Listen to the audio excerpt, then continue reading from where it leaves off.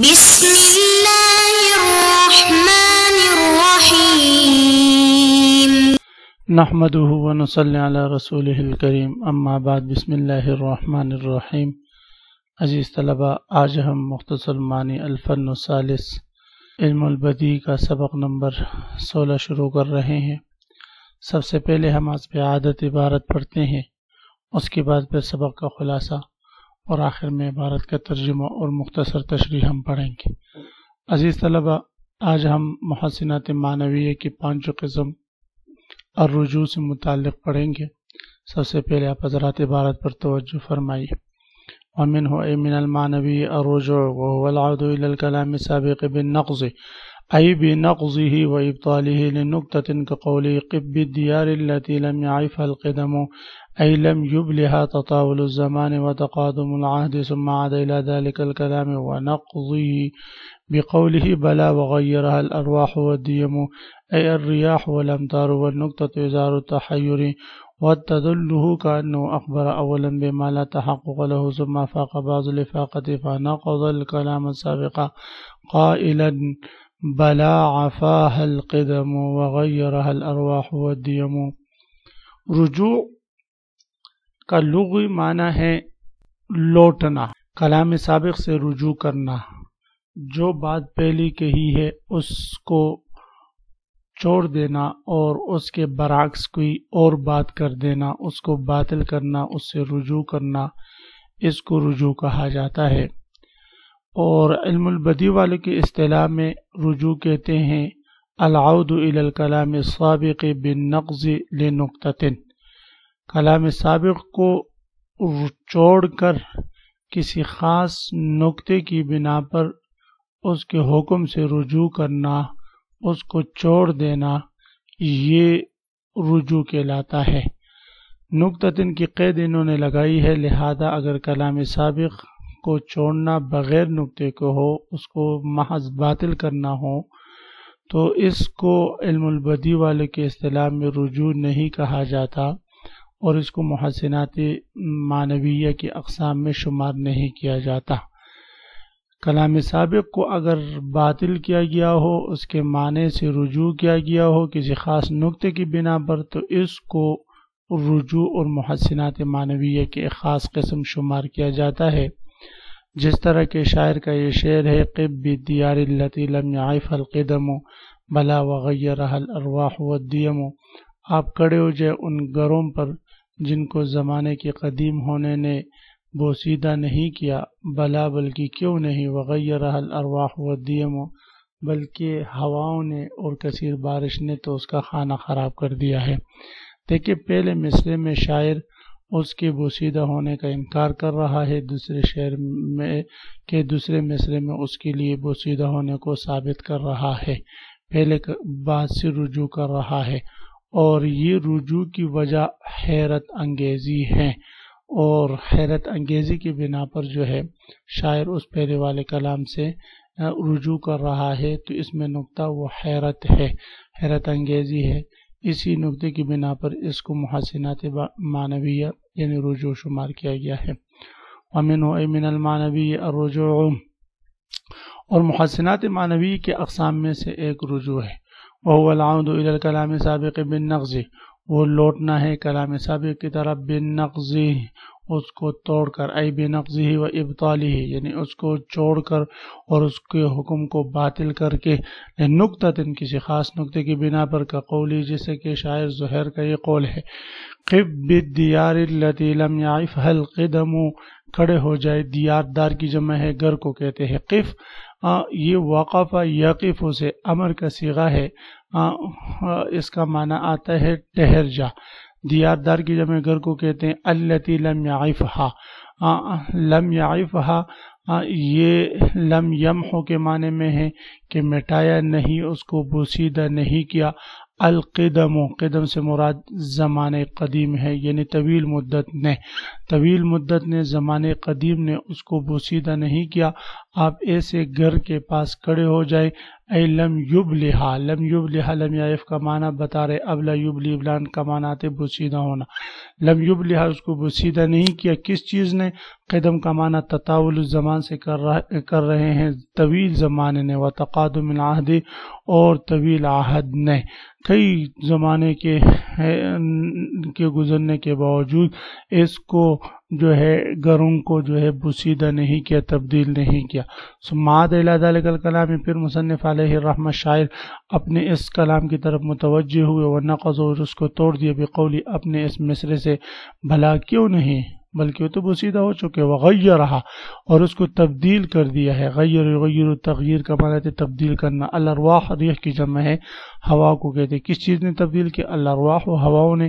اور دیم کہتے ہیں کثیر بارش کو اور سخت بارشوں نے. الریاح، یہ ارواح کی جمع ہے، اور امطار یہ مطر کی جمع ہے. دیم کا معنی انہوں نے کیا ہے. وَالنُّقْطَةُ اظہار التحیر، یہاں پر محل استشہادی ہے کہ پہلے کلام شعر کے پہلے مصرے کو شاعر نے باطل کر کے اور دوسرا معنی دوسرے مصرے میں ذکر کیا ہے، اور یہ خاص نقطے کی بنا پر وہ نقطہ اظہار التحیر، وہ جو ہے تحیر کا اظہار کرنا ہے. اب اظہار تحیر نے حیرانگی کا اظہار کرنا ہے. اب اس پر دلیل کیا ہے؟ کأنه اخبر اولا بما لا تحقق له، گویا کہ پہلے اس نے ایک ایسی بات کی خبر دی جس کی تحقیق اس کے پاس نہ تھی.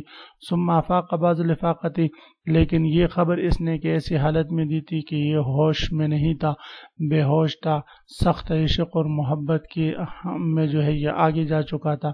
ثم افاق بعض الافاقۃ، پھر جب اس کو کچھ افاقہ ہوا، فنقض الکلام السابق، تو اس نے اپنے گزشتہ کلام کو توڑ دیا، باطل کر دیا. قائلا، اپنے اس یہ بات کہتے ہوئے کہ بلا وعیرها الارواح والدیم، بلا عفاها القدم، کیوں نہیں بلکہ اس کو تو مٹا دیا ہے قدیم زمانے نے. وغیرها الارواح والدیم، اور تبدیل کر دیا اس کو ہواؤں نے. والدیم، اور کثیر بارش نے. التوریہ، محسنات معنویہ کی چھٹی قسم توریہ ہے. سب سے پہلے ہم اس سے متعلق عبارت پڑھتے. ومنه ای من المعنوی التوریۃ ویسمى الایہام ایضا وہی ان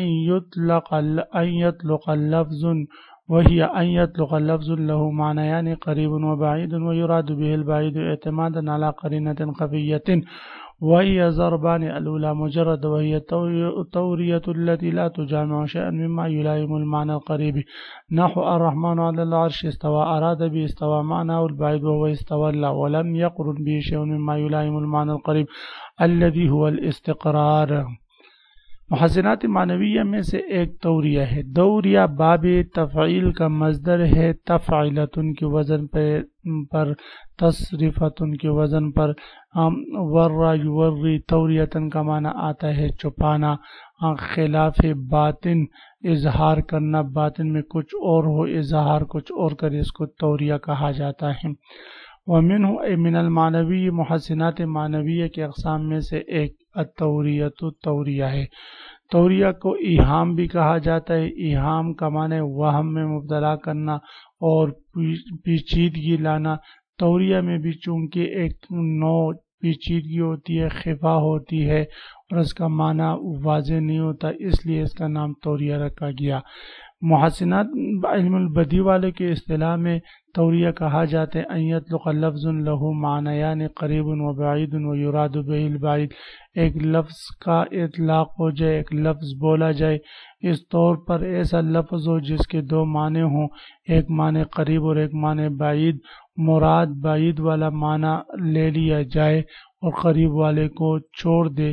بعید والا معنی کسی قرین خفیہ کی بنیاد پر مراد لیا جائے، معنی قریب کو چھوڑ کر، تو اس کو توریہ کہا جاتا ہے.